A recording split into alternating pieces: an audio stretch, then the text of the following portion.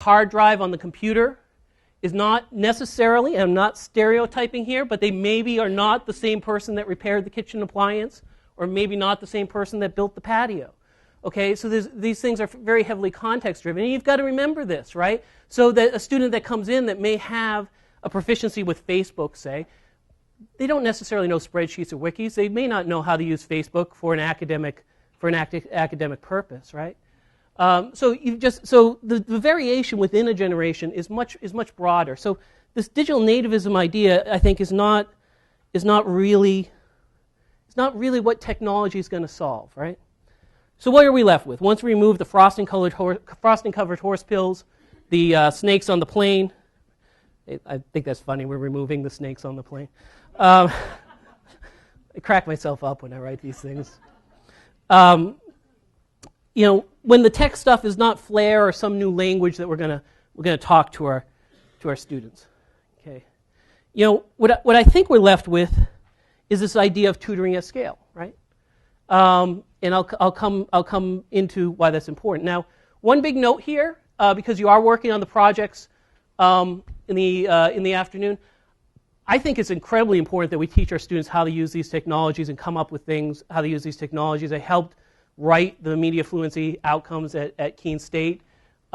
We put them right into our academic technology plan in like 2007, the importance of all these things. So in terms of teaching students to do some of this stuff, absolutely got to do it. All I'm trying to do here is pull apart this idea that we're going to somehow appeal in a very special way to students by using these technologies. That's kind of grabbing the wrong end of the problem because it tends to reduce students to a very narrow, it tends to reduce our view of students into a very narrow frame. Okay, so tutoring at scale. Here's the thing. We spend a lot of time talking about, how to make education more effective, but the truth is we already kind of know, okay? Here's one of my favorite studies. This is a Benjamin Bloom study from 1984. And I helpfully gave you this right here. Here's the citation, which was just done through Jing. Easy way to cite. In this study, he points out a fascinating fact. Say you have 30 students, right? And there's 60 hours of instruction in the classroom. And you use a direct conventional lecture method with some in-class practice or so, whatever might have been current in, say, a 1980 K-12 classroom. It is a K-12 study, but it's been shown to be applicable to a wide range of contexts. Okay? And let's say you take those 30 kids in that class, and at the end of the year, you rank them according to their final assessment. Okay? And this last activity, I'm actually going to have some of you do this. Can I get like... Let's see, well, can we have like 30 people line up in this aisle? People from the aisle, come on, stand up. Let's make a line of 30 people. I'm not going to make you conga or anything like that. You're just going to stand there. Okay, let's see, how many do we have here? 1, 2, 3, 4, 5, 6, 7, 8, 9, 10, 11, 12, 13, 14, 15, 16, 17, 18. Okay, we need 12 more people. Just let's wrap this around.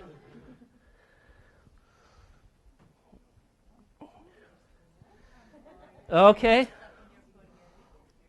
Awesome. So this is our class of 30, right? And we've ranked you. And this person, by virtue of you're actually you're the best student in the class. You're like the valedictorian of the class. So let's count back here. 1, 2, 3, 4, 5, 6, 7, 8, 9, 10, 11, 12, 13, 14, 15. You're 15. We're going to, right there. Yep. Okay. You're going to come right up here. We're going to pull you out of class. Okay. Now what's okay, you're Terry? I am. Okay. We're going to call you Chuck because it's a study and you need a pseudonym. I can be Chuck. Okay. So what we're doing is we're throwing you in the time machine, and instead of giving you the classroom instruction, the direct instruction, we're going to go back in time. We're going to give you the 60 hours as one-on-one tutoring, right? So now what I want you to do is at the end of the semester, we test you along with all these other students. And I want you to figure out where, given that change, now we're replacing your classroom instruction with tutoring, where in this line would you end up? I'm guessing closer to the front. Yeah, go ahead and take a guess. Well, I won't have too big a head. I won't be number one. Myself into like 2 or 3, right? That's exactly right. As a matter of fact, you can even probably come up to the front in a class of 30. You're probably tied. Well, I was going to say you were tied with that person, but if you really wanted to give the valedictory that much, that's okay. Okay, so this is really stunning. This is something I find stunning. We took an average student, and instead we replaced what they got in classroom instruction with tutoring. They become essentially the valedictorian or salutatorian of the class. Okay, I'll let you all sit down now. You're looking at me like, okay, what's this guy going to do next? Okay, so number 15 gets a mark equivalent to the top student in the class, right? They're quite possibly number one. And so to let this sink in, from average to salutatorian, just through tutoring, we're not doing anything to increase motivation, apart from teaching one-on-one. We're not making the class more interesting. There's no more snakes on the plane. It's the same material, but we've turned an average student into an exemplary student.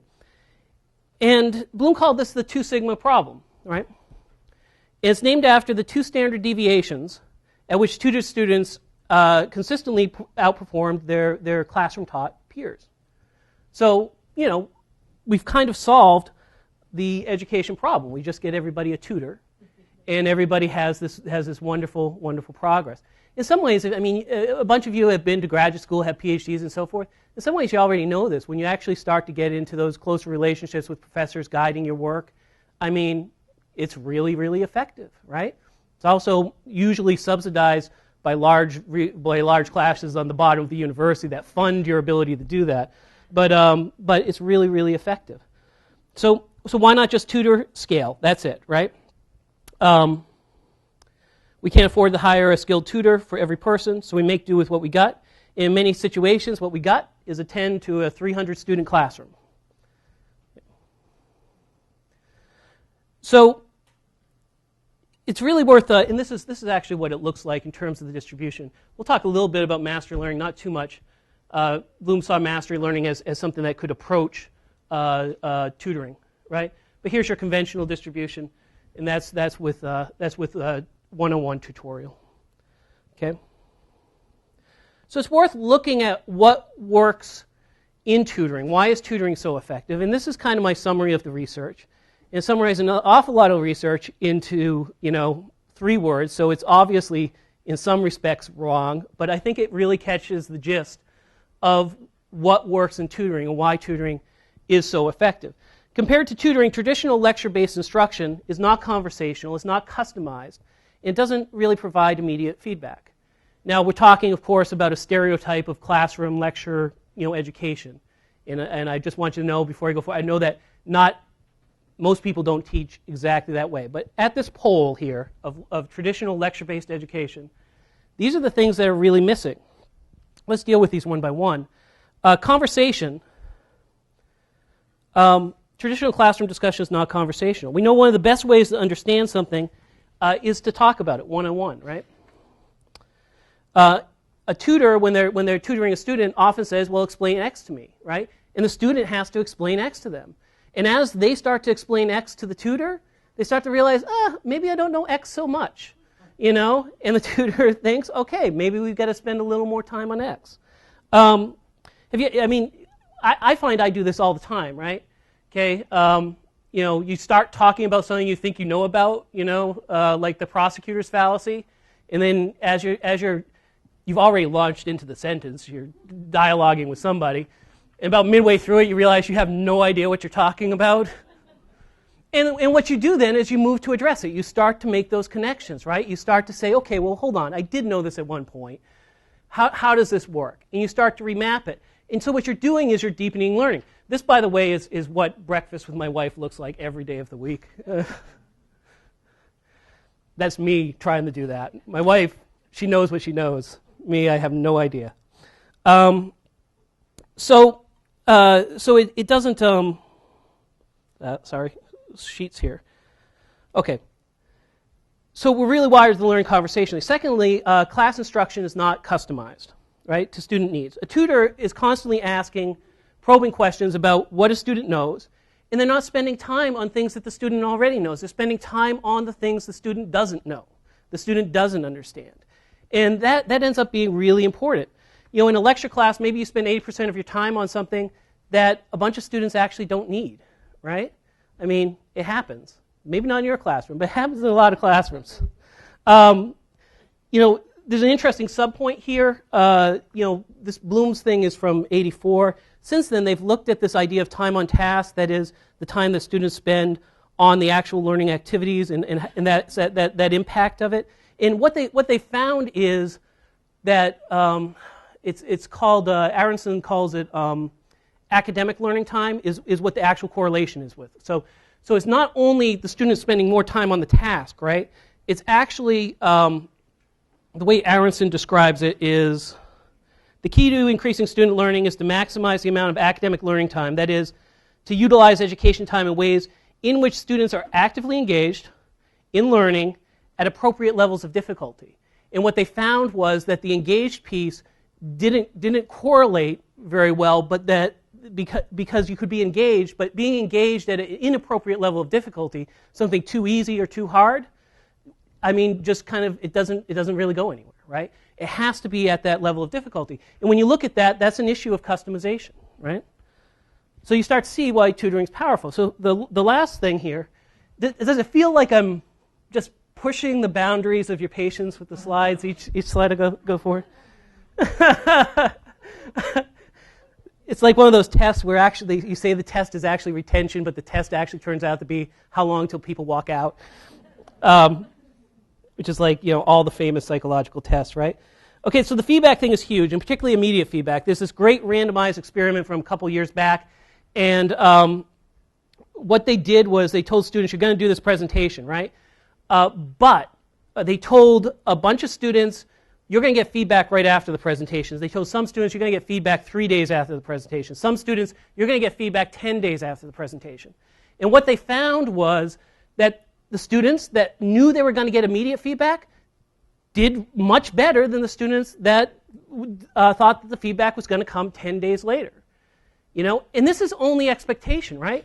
This is only expectation. They hadn't even received the feedback. It's just that they were expecting the feedback right away, and it wasn't just the students getting the immediate feedback, right? I mean, there was kind of like a dose response, thing going on here, where the students that knew that they were going to get the feedback 3 days after did better than the students that knew they were going to get the feedback 10 days after, right? So immediate feedback and the immediacy of the feedback is really important. And, you know, and what we do in lecture classes, of course, is we grade papers and return them 3 weeks later, you know. And you have to, I mean, to really put it in perspective, imagine learning not to touch a stove if the pain response happened about 2.5 weeks later, right? It's not as efficient a way to do that. Okay, so here's the thing, right? One way of looking at this is much of what different pedagogies have done, from behaviorist to constructivist, is try to deal with that 2 sigma gap, and they've looked at different elements of this. And when I look at, I'm not really a behaviorist or a constructivist. I really believe in sort of a bricolage of approaches. And if you look, the constructivists are very interested in conversational, social construction of knowledge. If you look at the behaviorists, they're very interested in feedback. But I think all of them are zoning in really on different areas of this gap that is created really by this scenario we call classroom instruction. Okay? So we've made progress without the tech. When you have students swap papers and do peer review, okay, that's a conversation thing. When you do the well-organized group work conversation thing, differentiated instruction deals with questions of customization, right? This morning you did this think, pair, share activity, right? That's a classic conversational approach where people tutor each other. So you don't need the tech to do this. And in fact, I'd rather have people concentrating on learning that does these 3 things without technology than someone using technology to shove more snakes on the plane, right? I mean, you're going to get somewhere. If you focus on this, you're going to get somewhere, right? But if we're going to use technology, let's focus